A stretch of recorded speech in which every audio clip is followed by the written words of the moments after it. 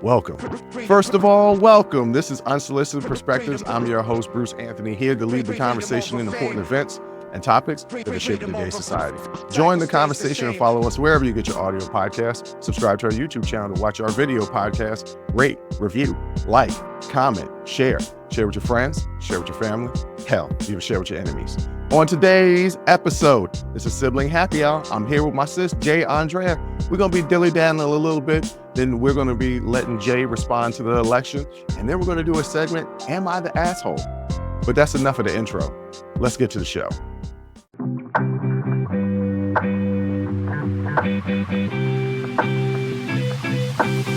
What up, sis? What up, brother? I got my deep voice going on here. That's the I've been through it. Third, ladies and gentlemen. Last night was a night, a time was had voice. That's that voice. Ladies and gentlemen, the third week in a row. And just so that I don't miss what we normally do, I can call it because this is another week. I can't keep doing this. I can't keep doing this because you will text me before the show and be like, hey, I'm dragging. And I'm like, oh, Lord, let me go ahead and prepare and make sure that I got things to say. I mean, even when I'm dragging, I think I still steer the ship pretty well. You do. We do. You know, the anxiety of doing the show is completely gone. So I actually think it's actually better for me. But last night was definitely had. My bestie invited me to a gala. It was for a good cause. I don't want to say the foundation because we're going to be talking about election stuff, and I don't want to put that foundation in with your views on the election.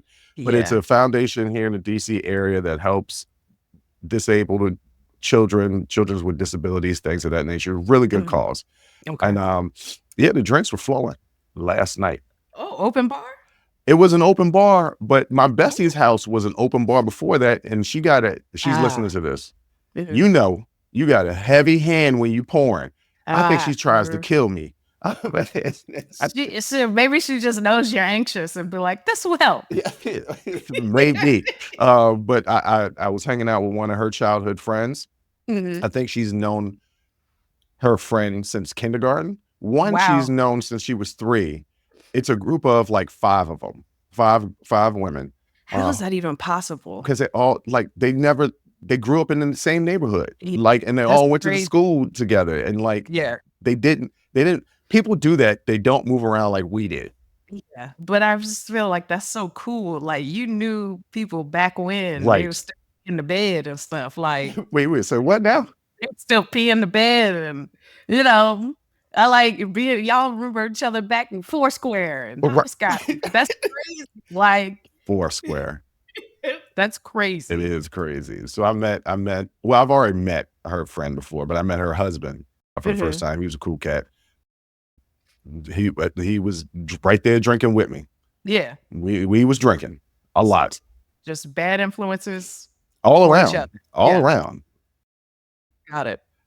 I was uncomfortable because I had to put on regular clothes, but I got comfortable. And by regular clothes, ladies and gentlemen, he just means a shirt and a pair of slacks. Not even a button-up shirt, not even a tie, just a shirt, a blazer, and some slacks. Yeah. So he made it as casual as he could. If he could have paired Jordans with it, he would have. I would have, because the other gentleman that came with us, her friend's husband, wore tux, and other people was wearing tux, and I was just like, tuxes. And I was just like, you know what? I'm going to be who I am.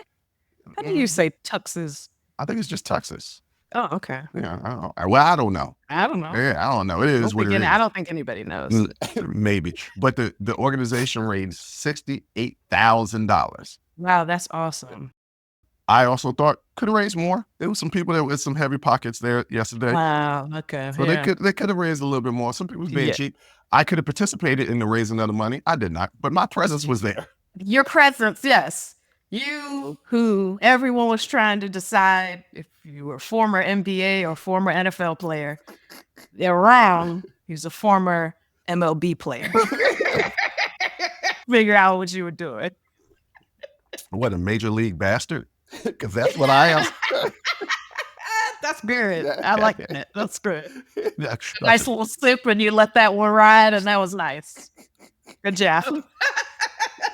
But yeah, it was a good time. But I didn't go to bed until 5 o'clock in the morning. Part of the problem is that to get an Uber ride home was extremely difficult last night because DC was packed. I'm thinking, one, because of the election, and two, it's Veterans Day weekend. Yeah. So I was just like, can I please get home? Please. Right. I can't walk home. It's too far. Yeah. That's literally and my the feet worst. Hurt.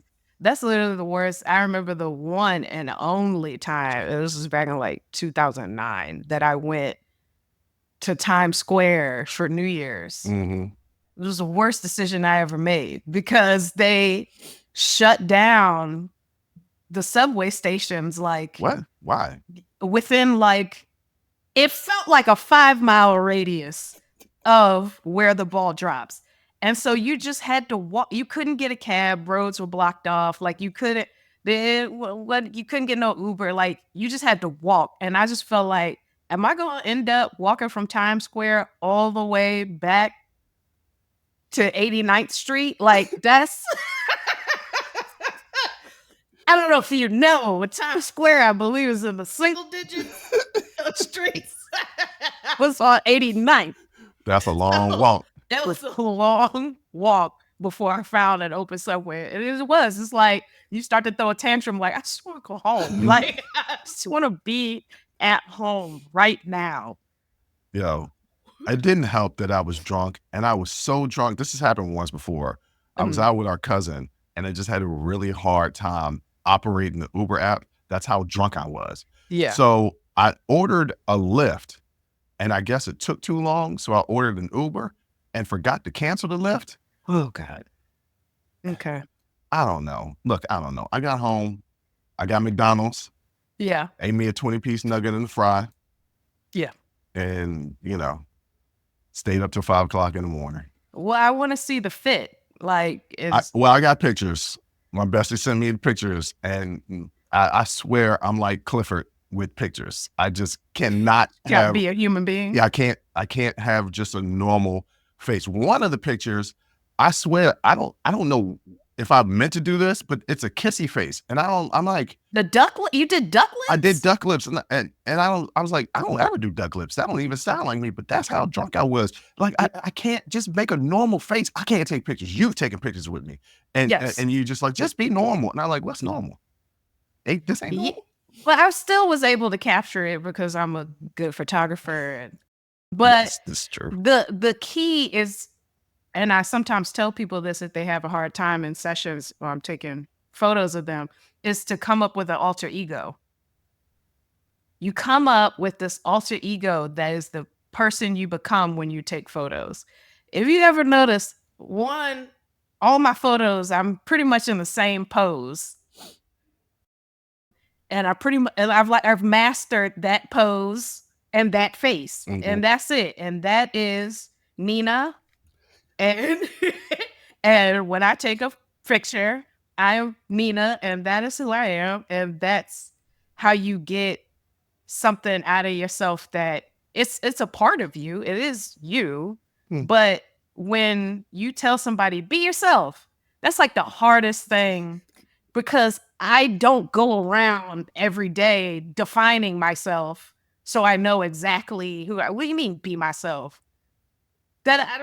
I could define you. Well, yeah, other people define you, but when you're asked, yeah, that's true.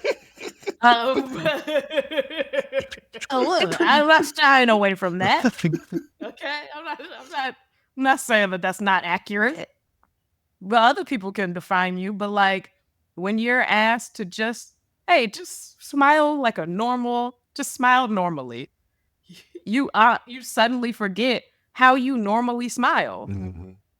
But a good photographer will make you laugh and bring your natural smile out, and that's me. Well, I don't drink that. When you pat yourself on the back anymore, I don't know what my alter ego would be. Jerome? No, because you'll think of Jerome from Martin, and then you'll make even worse decisions with the.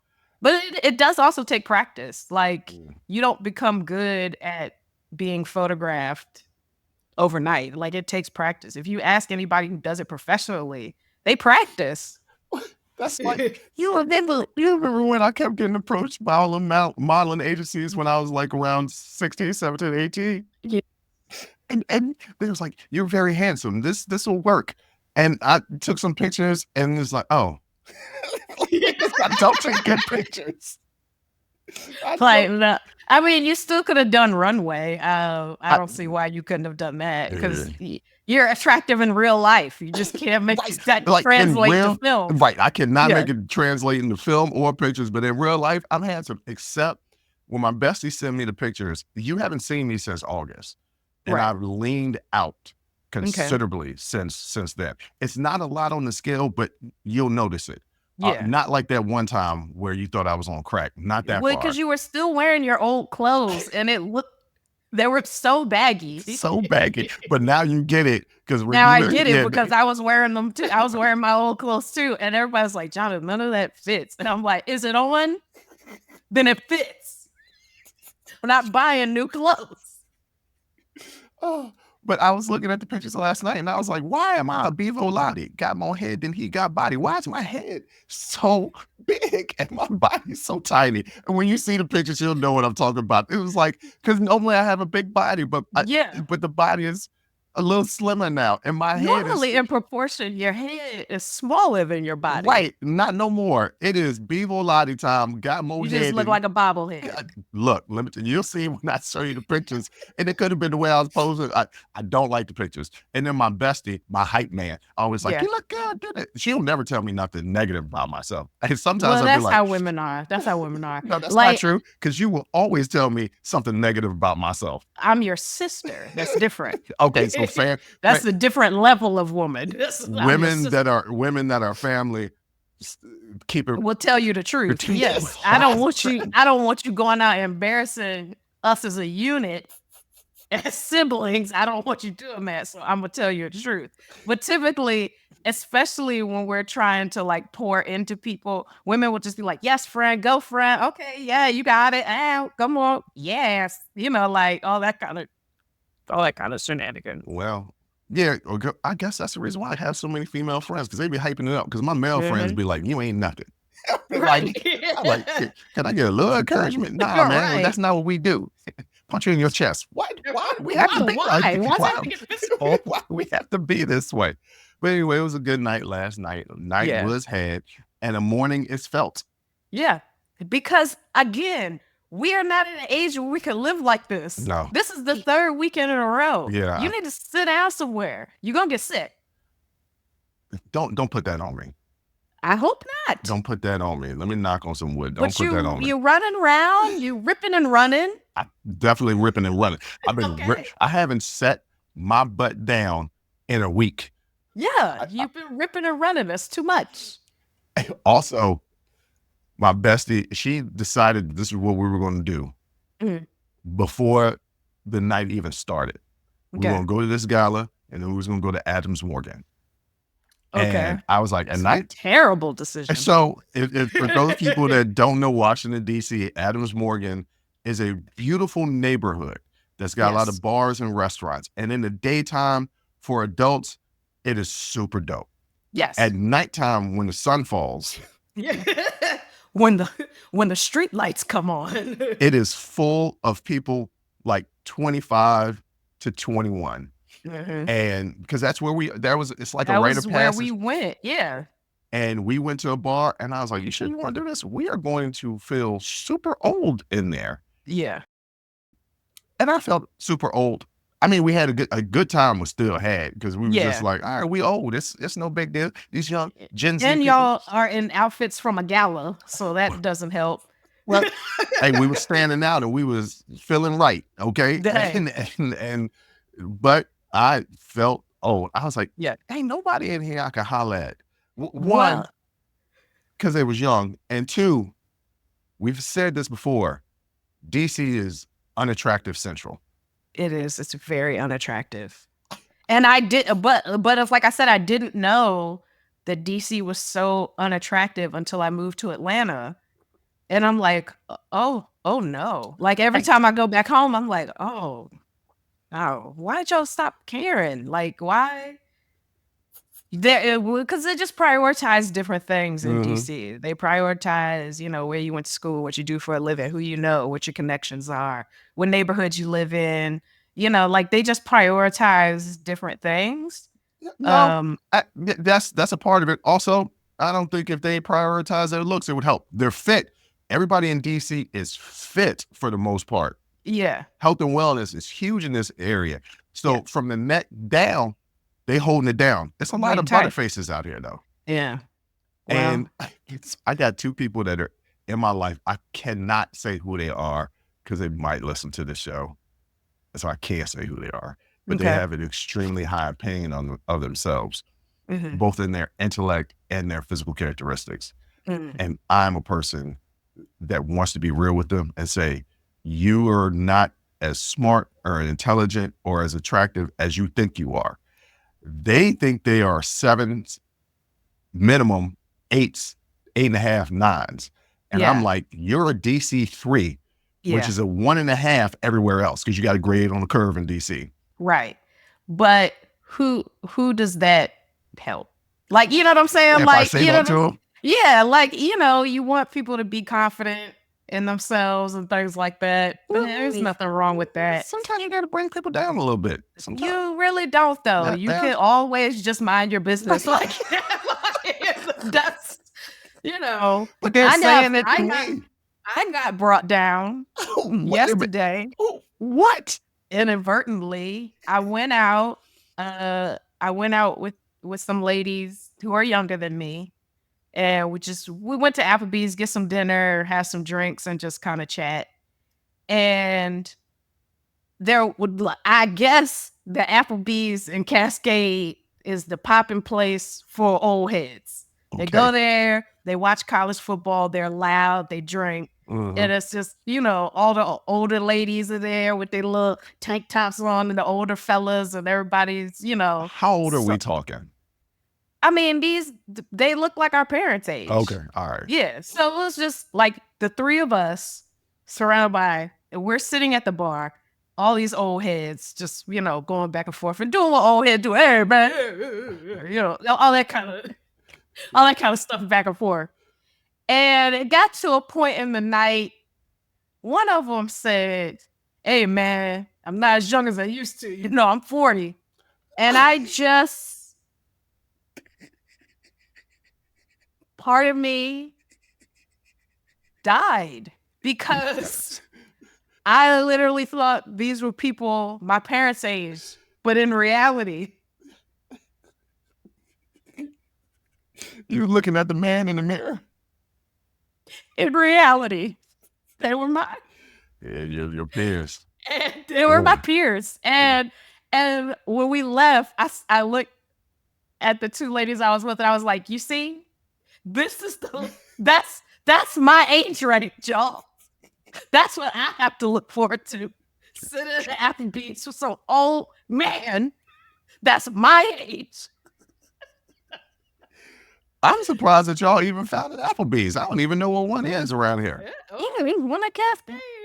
They got the 2 for $2? Is that... You know they do. Wonton tacos and everything. Wonton tacos?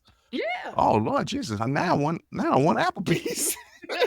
I know. They're not sponsoring us, but you can. Oh, that is humbling. Yeah, when you look around. It's tough. Because I forget sometimes when I hang out, especially with people that are younger than me, I forget until something happens and they say stuff like, what was it the one time?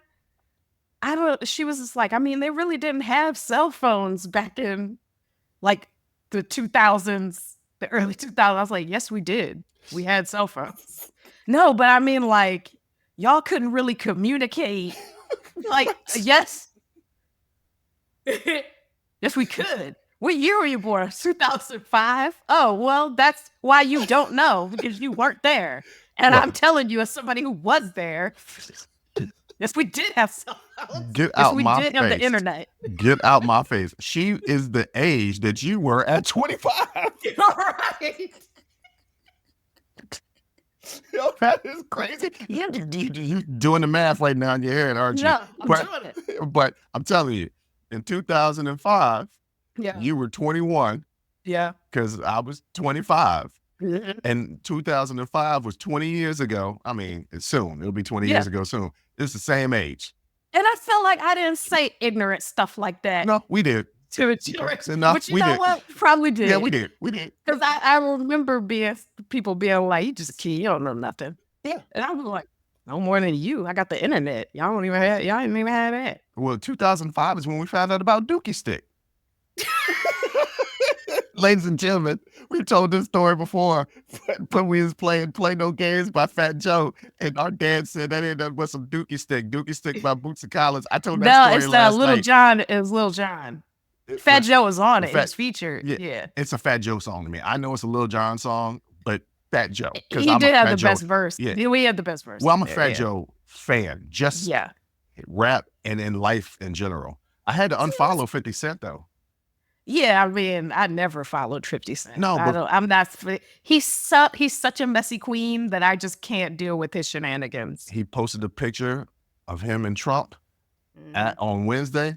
Oh, I was on unfollowing tip on Wednesday. It was a lot of people. You know, I follow a lot of, because I'm a creep, so I follow a lot of Instagram models. Yeah, and I had to unfollow a lot of them. I was like, oh no, not you, not you, because even them, yeah. And 50 Cent was another one, but Jeff Bezos, you can kiss my ass. I bet you still won't cut off Amazon, though, will you?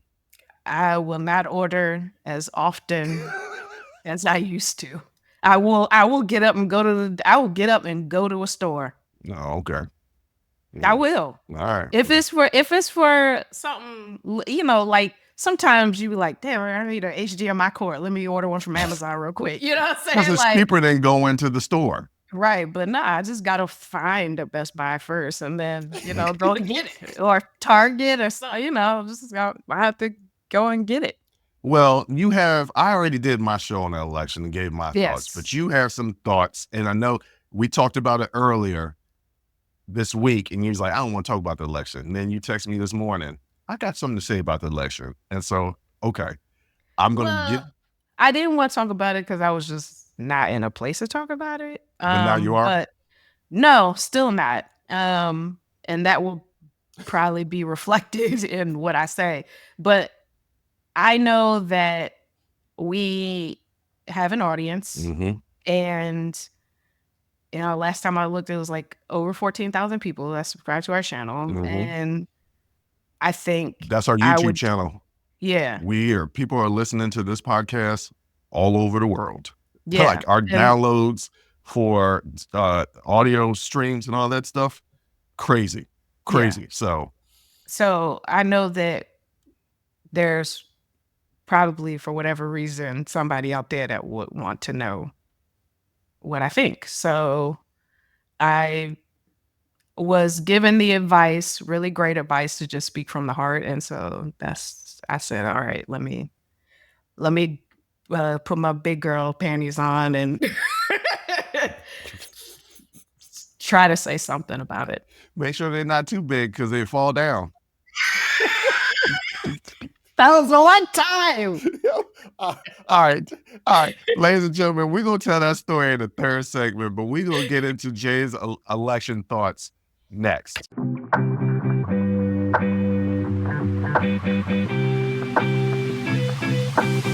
Okay, Jay, I gave my thoughts on the election. I'm going to give you the absolute floor because people want to hear what you think. People don't be giving a damn what I say. They want to hear what you think. So, floor is yours. So I spent the past week thinking of what to say to, like I said, all the people who listen to us and support us and want to know what we think or what I think. I did watch your show, and I wish I could give also a great speech about hope and determination. But I think I'm like a majority of the supporters of the Harris Walz ticket, and I'm not feeling that right now. I think I feel like a lot of people, especially people who have been working for so long, for so many years, marching, petitioning, volunteering, knocking doors, making calls, sending those annoying texts, working as poll watchers. I'm tired. Like, I'm really exhausted. I don't have like any inspirational quotes for you or any of that. I don't have it. It's been so many years of just trying to make a more equitable world. Like, that's it. Like, we just want to make it fair for everyone. We just want people to be able to pursue their dreams unencumbered by things they have no control over, or by how they identify. That we're not trapped in this meritocracy based on race or gender or ability or sexual orientation. And this is, it's not coming from nowhere. This is an idea that's codified in our Constitution. We just want to see it in praxis. And it's not like I don't know how government works, right? Majority rule swings back and forth. I get that. But this election felt different. It felt like a clear choice between empathetic leadership and a fascist. Like, it just felt so very clear. So to lose so decisively feels especially painful and beyond disappointing. We have a felon as president-elect. We have an alleged sexual abuser as president-elect. I didn't think that that was possible since the founding fathers. Like, their crimes were against enslaved Black folks, so no one cared. But in this day and age, to just not care about your own integrity or your purported Christian values and beliefs, this election was about the integrity of America. And we answered. However you voted, we answered as a nation. This is the extent of our pride as a nation and of our integrity. Donald Trump and J.D. Vance, two con artists. This is the true promise of America. It's individualism, it's capitalism, racism, misogyny, Christian nationalism, homophobia, transphobia. That's who we are. And you can't argue with people who stake their very lives on the fact that these systems of oppression and disenfranchisement exist, and their perceived future is bound up in these systems continuing. Because the quote unquote promise of America, freedom, life, liberty, happiness, those things, there are people who believe that it is for them, but that there's a finite amount of success available in America, and they aren't getting what they are owed because some of that success is going to people it wasn't meant for. We who live in the margins were never meant to have a share because, make no mistake, the promises of a bunch of rich, landowning white men that they made to each other 250 years ago were not meant for us. Social programs were not meant for us. Public assistance was not for us. VA benefits are not for us. The jobs they want are not for us. Economic prosperity is not for us. This is the reality. I know what we were told and made to believe about America. And I know the hopes and dreams that we share about the potential of America.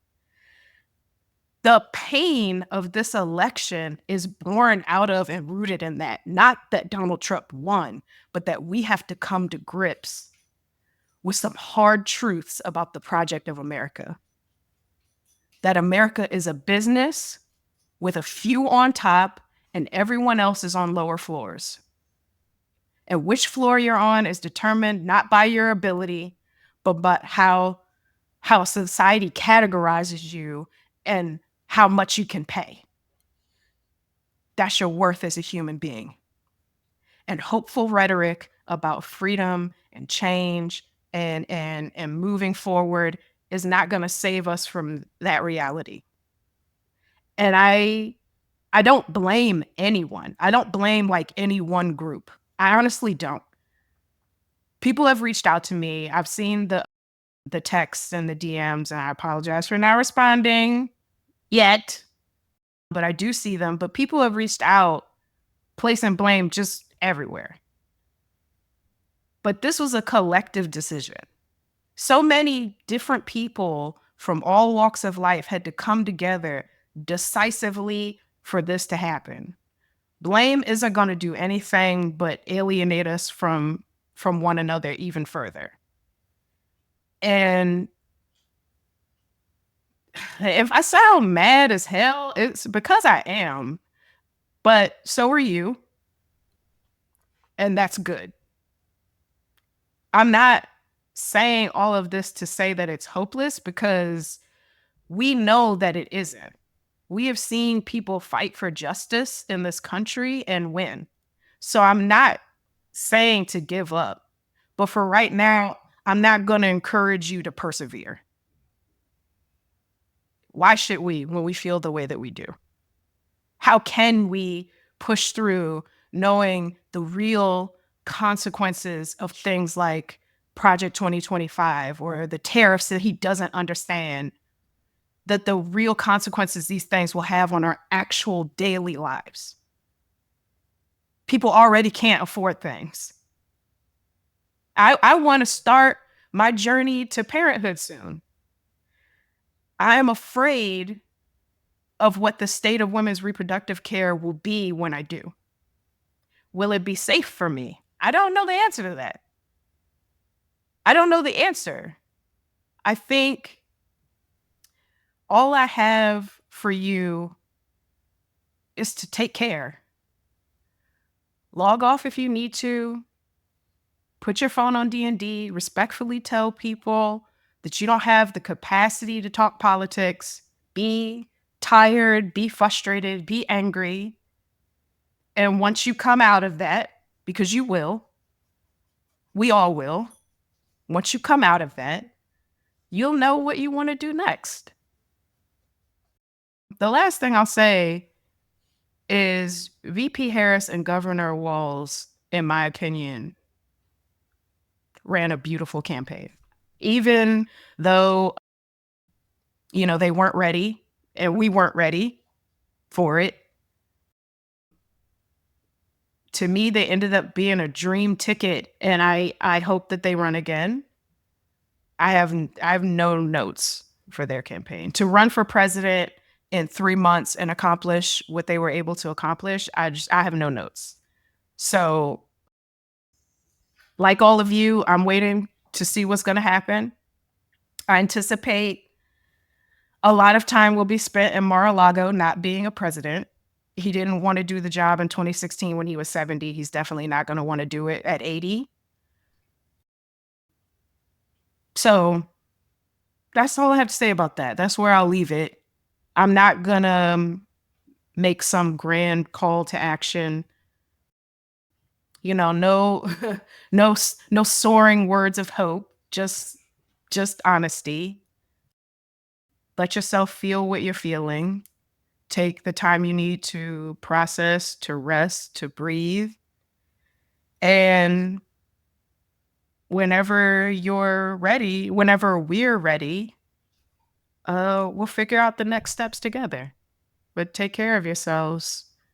And I will see you when it's time to move forward again. Wow.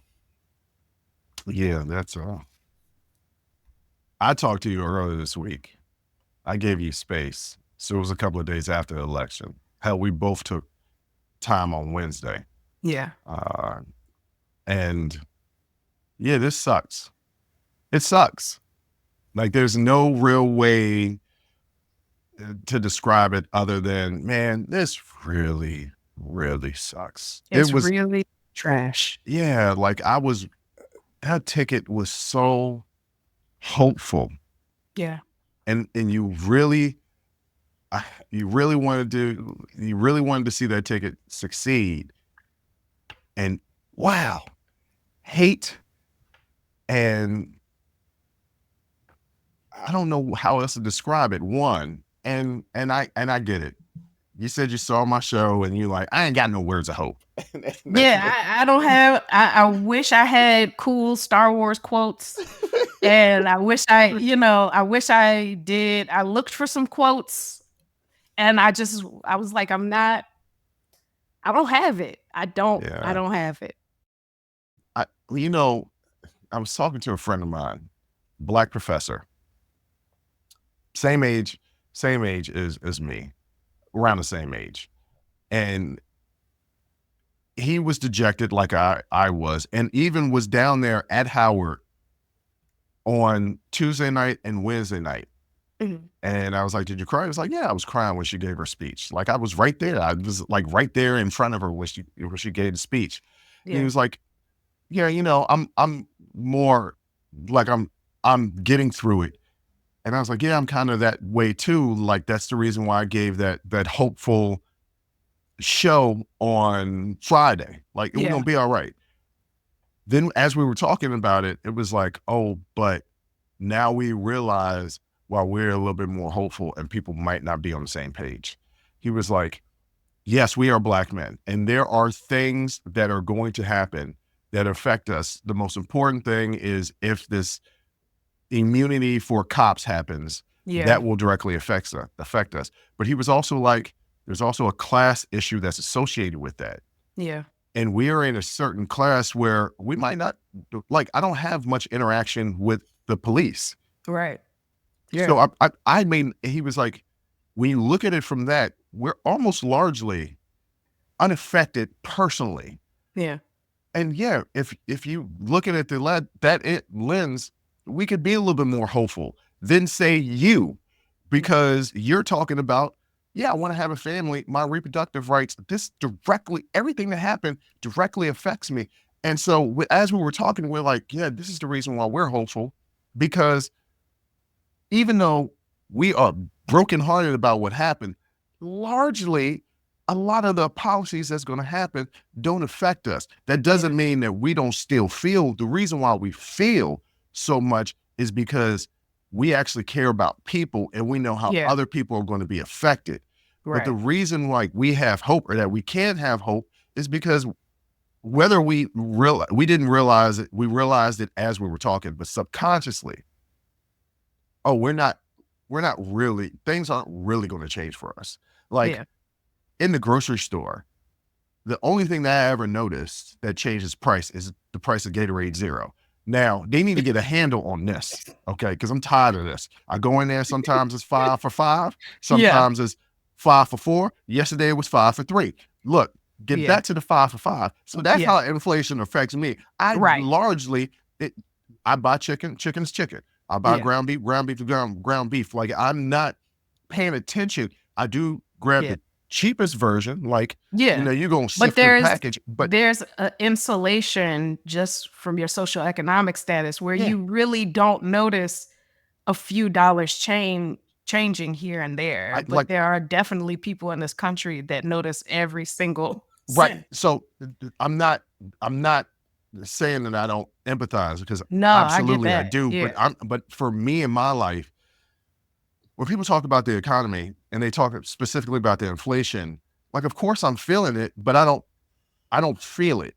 I Yeah. feel it, but I don't feel it, because thank God I don't live check to check. Well, I kind of do, but that's Yeah. because of my spending habits. Yeah. The last 3 weekends, case in point. Yeah. But that's because of me, and I have a spending problem, but Yeah. not because, I can't afford life. Yeah. And so, ladies and gentlemen, you listening to this, I don't want y'all to think that, well, Bruce don't give a damn about us. That's not true. What I'm saying Yeah. is the reason why I feel hopeful and you don't is because until me and my friend had that conversation subconsciously, I wasn't affected. Like I was affected, but not affected. Yeah. But people, there, women, people in the LGBTQ plus community, immigrants, Latinos, Muslims are all going to be affected by this directly. And yes, they might not have no hope right now. And it's easy for me as somebody who will largely be unaffected to say, yeah, you got to have hope. And it's I don't mean it to be condescending, but I can understand if people out there take it that way. That's not what I mean. And I'm sorry, because I didn't realize my privilege is allowing me to have hope. Yeah. I was wondering when you was going to say the P word. Yeah, no, I was getting there. I was getting there. You know, I like to weave. I know, you like to weave. And bring it all back to the point. Bring it all back to, yeah. You know, I didn't realize that, you know, my privilege. And yes, I'm a Black man living in America. Here, you got privilege? Oh, so much privilege. I have male privilege. I have economic privilege. It's not, when I say economic privilege, ladies and gentlemen, I'm not out here big bank Bruce. But I'm okay, right? Yeah. Like I live in an area that costs money. So I do okay. Yeah. So yes, I have a lot of privilege, and that allows me to have hope. But for those people out there that don't have that, my message of hope was not meant to be condescending. My message of hope was to say, we got to keep fighting. And yeah, it's easy for me to say that. It is easy for me to say that, but we have to, because if we fall into the despair for too long, they'll gain more power. Yeah. And that's not what we need. Yes, it sucks. And yes, from my privileged standpoint, I can say, well, we got knocked down, let's get up. It's a lot easier for me to get up than it is for other people. Yeah. I will say, take your time. You are absolutely right. At some point, we got to get up and we got to fight. You got to fight, because they're fighting. They won and they still fighting. Yeah. They're over there in that corner, because we're in a fight. We're in a boxing match. They're over there in that corner going side to side. They didn't even sit in a stool during the round break. They were ready to go. They're ready to come out in this next round and just start throwing haymakers, because they think that they can knock us out. Yeah. We've got to come out, take a deep breath, bob and weave, and hit them back. We have to, and we will. We will. I truly believe eventually we will get to the promise of America, because from time to time we do. From time to time we do.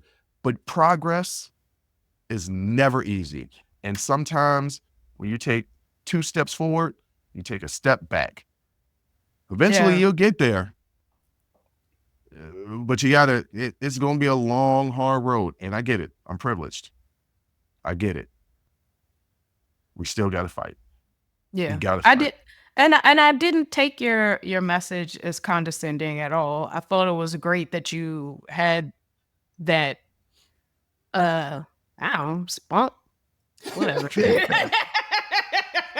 You know what I'm saying? That you know, I just know that there is a section of the population, myself included, who we're not hopeless, you know, but we're not hopeful.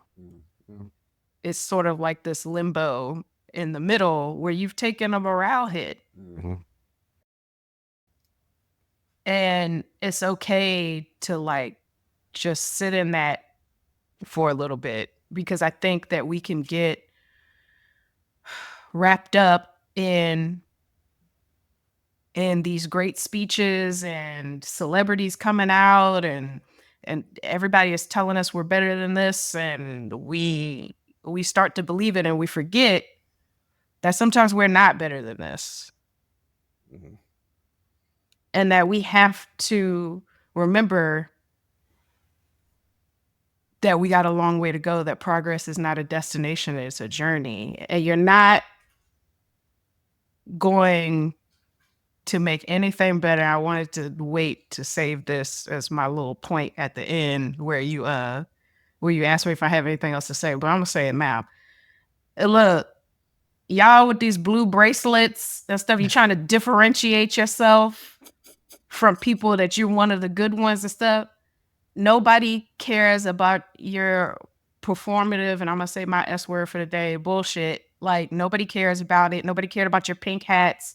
Nobody cares about these blue bracelets. Like, stop trying to differentiate yourself from other people and start talking to your friends and family and see if you can help indoctrinate them. Okay, so I agree with some of you're saying, but I'm gonna do a little pushback because I have friends. I don't think any of them did any blue bracelets, but I have a really good friend of mine. I'm going to her Friendsgiving in December. I got a lot of Friendsgivings that I'm going to.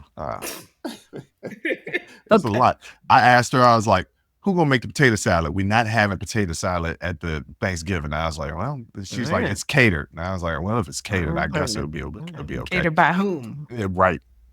Yeah. But she's openly like really left, like further left than definitely me, probably closer to you on that left spectrum. White, she's white, and comes from an area in Pennsylvania, and she's like, my dad is Trump, a lot of my family is Trump, and I've cut ties because I've tried to talk to him, and it's impossible. And I'm like, yeah, we know. When you say talk to your friends and family, they have been, and they just cut them off because they're not changing. It's like I said, I mean, you can't, it's nearly impossible to separate someone who is staking their lives on you being disenfranchised. Like, they need for you to be underneath them. They need for you to be on a lower floor so that they could get to a higher floor. That's how they see it. And they're not wrong, because that is America. This is America. But I still don't think stopping the conversations, we still need to try. Sometimes sometimes you got to just give up on people. But to be honest, yeah, that's true. I mean, that's also true. But to be honest, like, you ain't got to do nothing now. That's the whole point of everything I said. You don't have to do. I'm not gonna tell you do nothing except take care. That's it. I'm not gonna ask. I'm not gonna make some rallying cry. Because I'm not feeling it. And I've been volunteering and in like the political process, especially since moving to Georgia 10 years ago. I mean, it's been so long. I feel like we've been doing this for so long, just trying to get people to acknowledge our basic humanity. And I am tired. I feel deflated. And it's all right to feel that. It is what it is. I hate that saying. I hate when people say it is what it is, because most of the time it's not what it is. But in this case, it's done. Well, I don't know. Some of these numbers ain't adding up to me. I'm not trying to be conspiracy Bruce. Right. But these numbers ain't adding up to me. Yeah, I'm already getting people that's been reading stuff on social media and, somebody's votes didn't count, or somebody didn't do this or that. I'm like, they did it. They did it for 4 years. We could do that. We could do that, but I'm too tired to do that. We old and tired, so you don't want to do that. I'm too tired to do it. All right, well, you know what? Let's we brought the audience down. It was real. It was real. It was real. And honestly, guys, that's just my honest opinion. I might not be right. That's just how I feel right now. If y'all were wondering how I feel, I always say, how you feel is always right. How you feel is always right. But it's a fact that we feel, but our feelings are not facts. So, like, right. That's true. True. I'm just letting people know this is just how I feel right now in the moment. You're asking me less than a week since how I feel. That's how I feel. I've been chilling. Well, let's bring the show up. Yes. And we're going to talk about the one segment. We have a little Reddit post. So Am I an asshole? We're going to read that. But more importantly, we're going to talk about when your drawers fell. We're going to get into that next.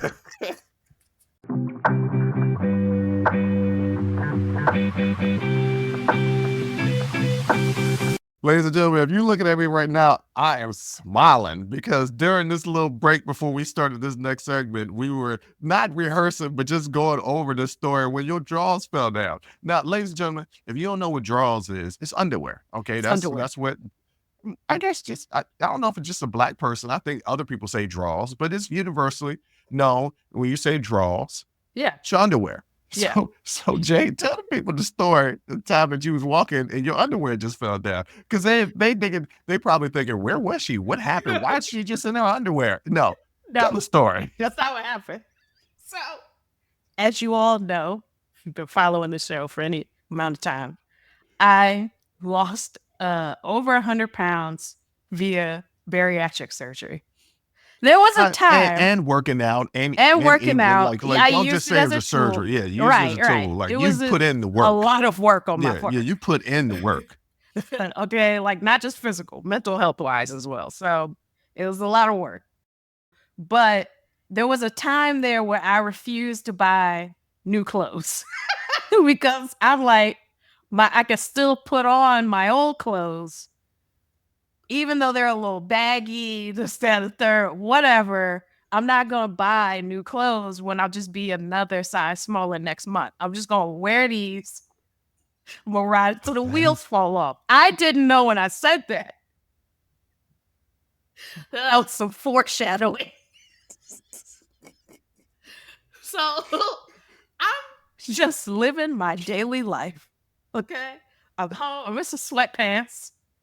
I got my drawers on. I mean, it's just a normal day. Right. Okay?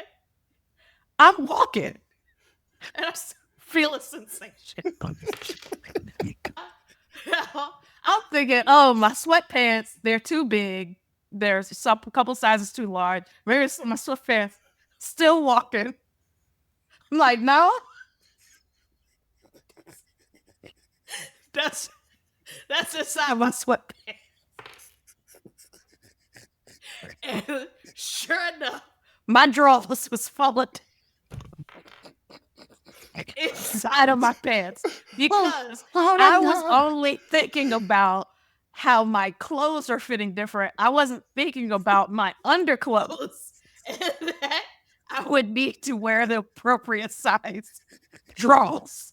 So my drawers was about 3 sizes too big.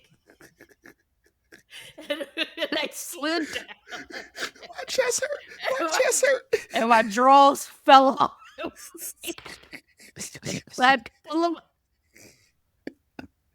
As you're walking down the hallway. As I was just walking down the hallway, my drawers are falling down.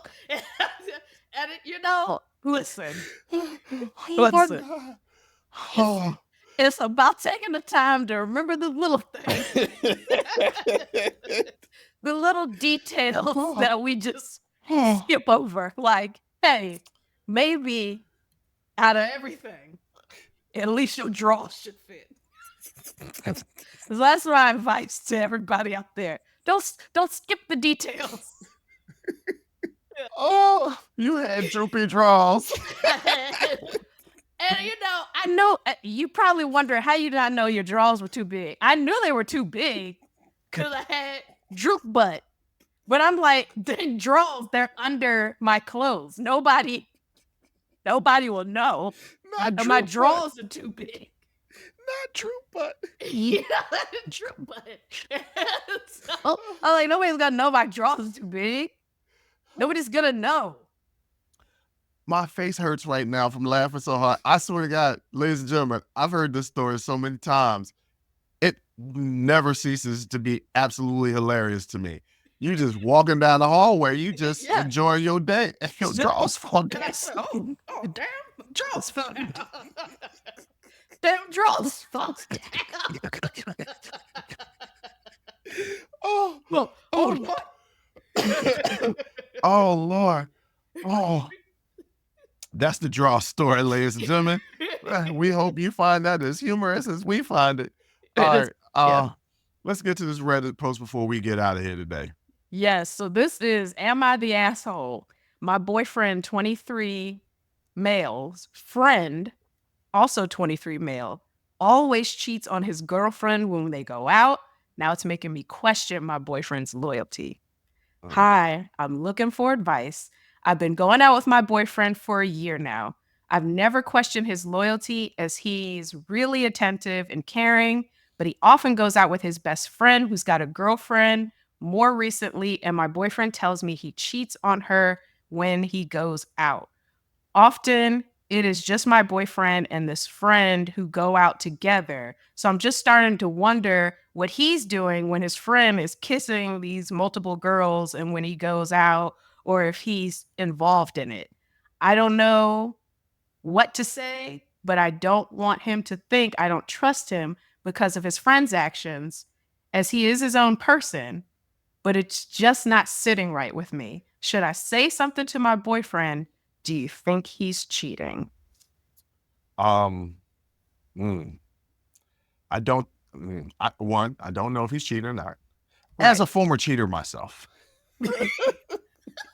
as someone who has expert experience in cheating, I am a different man now. I've been a different man since I got into my 30s. Like, I'm talking about in my 20s, and there might be some old girlfriends listening to this for the first time, realizing that I cheated on them. Yep, I did. I'm sorry.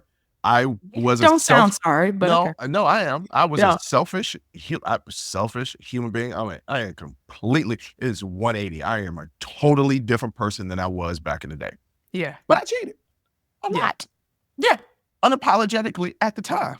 Yeah, he might be cheating. I don't know. Some men are faithful. Some men truly are. Some men find the woman and it's just like, I don't want to cheat. The last 2 girlfriends that I had, I didn't even come close to cheating because I was like, I'm happy in this situation. But I'm older. He's a 23-year-old male? Maybe. Yeah. Now, have I been around guys that are my friends that have cheated? They weren't my close friends. But yes, I've been around men that cheated that I hung out with, but they weren't my close friends. My close friends, never. But like people from a distance, I just seen them. I keep my mouth shut. That ain't none of my business. I'm not about to snitch on them. But she's talking about, well, his boy does it. Does he do it? And not necessarily. Not necessarily, but you are the company you keep. I mean, I just feel like, I don't know. I think she should talk. It's just gonna fester if she doesn't. She should have that conversation. Yeah, she should be like, "This makes me uncomfortable. Why you keeping people in your circle that act this way? What does that say about you?" Right. But I had close friends that saw me doing ill stuff. They didn't do it. They saw me doing ill stuff, and they would say, "Hey man, what you doing?" Yeah. I remember one time, God, she's probably not listening, so it'll be okay. When I graduated college, my girlfriend at the time threw a party for me at a club. Of course, I was 22 years old and full of myself, full of anger, just a completely different person. We got into an argument. My whole party is downstairs. I go upstairs. Before I even finish heading up the stairs, I've already got another woman and I'm kissing on her in the middle of the dance floor. I didn't say that I was a good person at this time. I'm trying to be a better person now. I wouldn't even say I'm a good person now. I'm trying to be better, but I'm telling you what I was 20 years ago, over 20 years ago. Right. Yeah. Before I even got up to the stairs, I had met somebody else and we were kissing. How this happened, I don't know, but this one happened. of them DC nights. My boy, one of my closest friends who was at the party, came upstairs with his then girlfriend and saw me. And he looked me in my face and be like, bruh, what are you doing? And I literally said, I don't even know what the hell. I'm wilding right now. Like, my girlfriend is literally downstairs at this club. She could have walked up here and seen me. I am wilding right now. Yeah. Did that change me? No. No, it did not. But maybe this young man is telling his boy, yo, you foul for what you're doing. Because I got another friend that's got a friend that cheats on his wife. Mhm. Now, notice I'm being real vague. Yeah. I've got a friend of a friend Yeah. that's cheating on his wife. And my friend tells me, hey, man, like, that makes me really uncomfortable because I go out with him. Yeah. And he's like this dude. I've never met this dude before, but this dude is like buying sex workers and paying Oh. strippers and all types Yeah. of stuff. And he's like married with a kid. Yeah. And my friend is saying, yo, I hate being around him when he does these type of things because I know his wife. That makes me feel so incredibly uncomfortable. Yeah. So like the dude might know homeboy's girlfriend and be like, man, yo, I know your girl. This ain't right. Maybe he's trying to make a change. She should definitely have that conversation. She is not the asshole. I think that the conversation, she should steer it towards her boyfriend. And what I mean by that is ask him the next time he comes to you and he tells you about this kind of thing, ask him how it's making him feel. Ooh. Like when you're in those situations, how do you feel? Mm.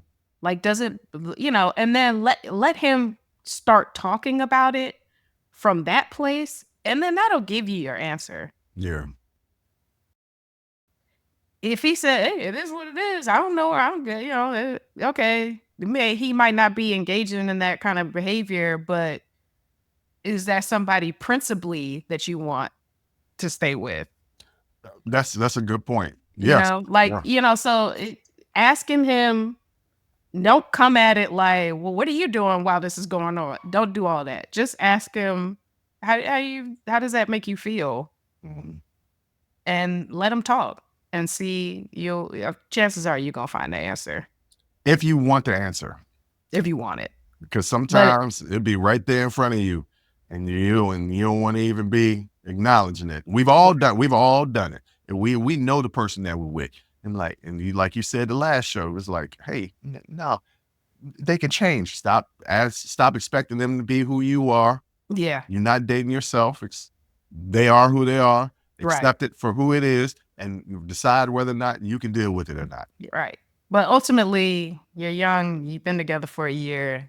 Don't put so much pressure on it. Yeah, but when you're that young, you think that's it. And who knows? It could. I know people who got married that young and have stayed married. Yeah, so who knows? I used to be like, yo, you young, you meet somebody else. Look, I don't got all the answers because I'm 44 years old and divorced. Yeah, right. So we are not. We ain't got the answers. We ain't got the answers. I got both failed relationships and I got successful ones. Just tell you based on my experience, this is how I think you should handle it. But truly, yeah, I mean, we don't know. But that's my advice. Just approach it from that place, and chances are you'll know what to do after you have that conversation. But more importantly, she is not an asshole for having that conversation. You're in the good. You feel what you feel. Yeah, right. And what you feel is right. Like I hate when people say, what you're feeling is wrong. No, what you feel is right. It might be in that moment. Yeah. You might feel differently tomorrow, the next day, an hour, but in that moment, how you feel is how you feel. Right. And there's nothing wrong with acknowledging that. Yeah, no, you're not an asshole for, wondering about the integrity of the person that you're dating based on the company he's keeping. Right. Because let me tell you something. But the truth is, he ain't had to tell you nothing. Well, no, she said she's seeing it when they go out. No, it's the boyfriend is telling her this. Oh, the boyfriend I thought she said she was seeing it when she was out. No. He's breaking code. He'd be. But he often goes out with his best friend who's got a girlfriend more recently, and my boyfriend tells me he cheats on her when he goes out. You know what? Then I question his integrity because he's breaking man code. You ain't supposed to be snitching on your boy to your girl when she ain't seen nothing. He the wrong for that one. So you know what? Who's the asshole? Him. He the asshole. Anyway. Right. What you want to leave the people with? Oh man, just take care. That's all I got for you. That's all I'm gonna do. That's all I can do. And we'll get to it. But for right now, just take care of yourself. Ladies and gentlemen, listen to Tevin Campbell tomorrow, produced by Quincy Jones. Rest in peace, Quincy. It may make you feel a little bit better. That's what I did on Wednesday. But thank you for listening. Thank you for watching. And until next time, as always, I'll holla. Whew, that was a hell of a show. Thank you for rocking with us here on Unsolicited Perspectives with Bruce Anthony. Now, before you go, don't forget to follow, subscribe, like, comment, and share our podcast wherever you're listening or watching into it. Pass it along to your friends. If you enjoy it, that means the people that you rock with will enjoy it also. So share the wealth, share the knowledge, share the noise. And for all those people that say, well, I don't have a YouTube. If you have a Gmail account, you have a YouTube, subscribe to our YouTube channel where you can actually watch our video podcast. But the real party is on our Patreon page, After Hours Uncensored and Talking Straight-ish. After Hours Uncensored is another show with my sister. And once again, the key word there is uncensored. Those are exclusively on our Patreon page. Jump onto our website at unsolicitedperspectives.com for all things us. That's where you can get all of our audio, video, our blogs, and even buy our merch. And if you're really feeling generous and want to help us out, you can donate on our donations page. Donations go strictly to improving our software and hardware so we can keep giving you guys good content that you can clearly listen to and that you can clearly see. So any donation would be appreciative. Most importantly, I want to say thank you for listening and watching and supporting us. And I'll catch you next time. Audi 5000. Peace.